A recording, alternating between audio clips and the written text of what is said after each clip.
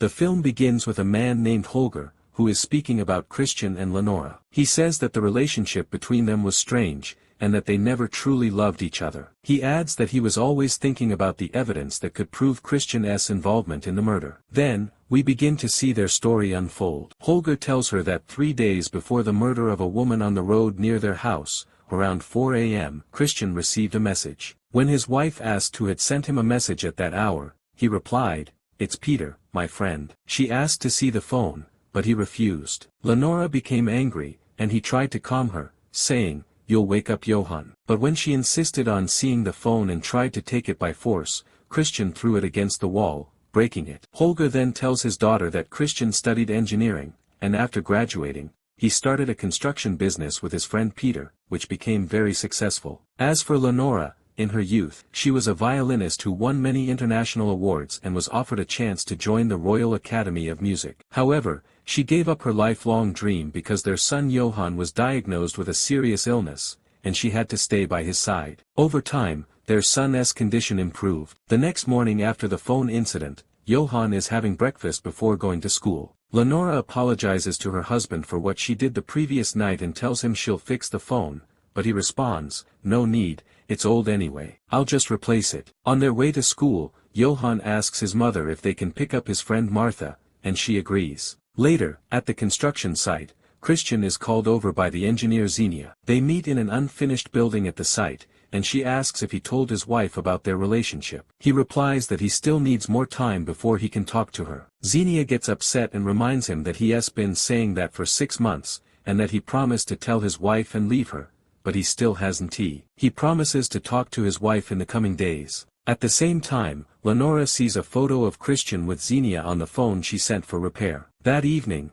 they attend a work party together. Lenora notices her husband's attentiveness towards Xenia and becomes certain there is something between them. The next morning, when Christian asks Lenora for a separation, she asks him, "Is there another woman?" He replies, "No," but she tells him she saw him with Xenia at the party and threatens to report him for obtaining money illegally to expand his business, something he had hidden from her. He tells her that part of that money went toward their son's treatment and that he risked his life to donate part of his spinal marrow to him. She tells him that she also sacrificed her future for their son and says, "If you choose Xenia, I'll start thinking about myself too." Later, Christian returns to the site and tells Xenia that he finally told his wife he loves someone else and is leaving her. She becomes very happy and tells him she wants him to meet her mother. He agrees. Christian then talks to his friend Peter and asks, "How did you convince your wife to agree to the divorce without hurting you?" Peter replies that he asked one of her friends to talk to her. The next day, Christian goes to visit Lenora's only friend, Cassandra,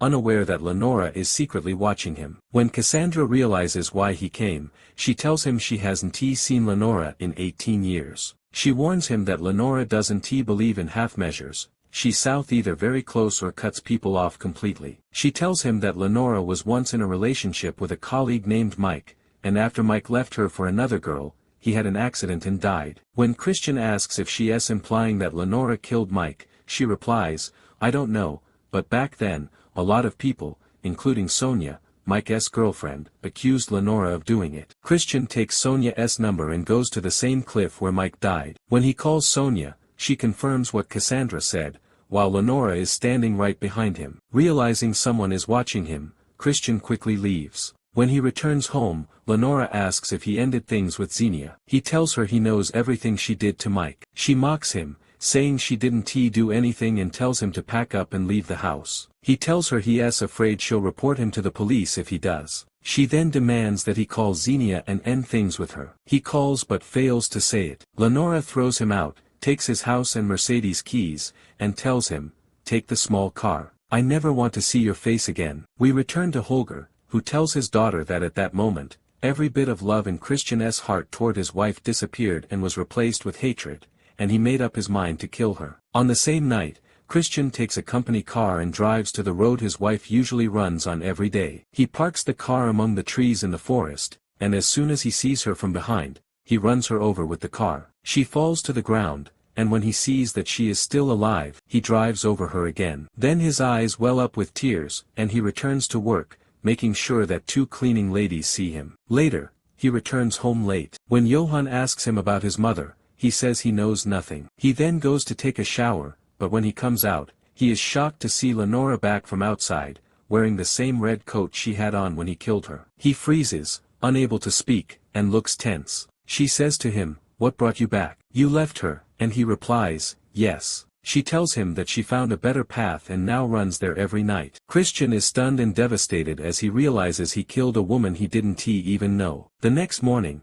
as he gets ready to drive Johann to school in his small car, Lenora hands him the keys to the Mercedes. At that moment, their neighbor Peter sees them and tells them that a mother of 3 was killed last night while jogging near her home, and the driver fled the scene after hitting her. A few days later, they throw a party for Johann and his friends at home to celebrate their graduation. Lenora behaves as if her relationship with Christian is back to normal, but he can't stand her. Moments later, Holger and his colleague arrive and conduct a routine inquiry about the hit and run. Christian, of course, claims he knows nothing. He then goes to the spot where he killed the mother. When he sees messages left by her children saying, "We'll miss you, Mom," he goes to the police station to turn himself in. But just then, he receives a message from Johann telling him how nice the party was and that he loves him very much. Christian changes his mind and leaves the station. Meanwhile, Lenora goes to wash the car and pays with a credit card. The attendant tells her that someone used the same card to wash a car on the day of the incident. She starts suspecting her husband, especially since he told her that day he was going to wash the car but couldn't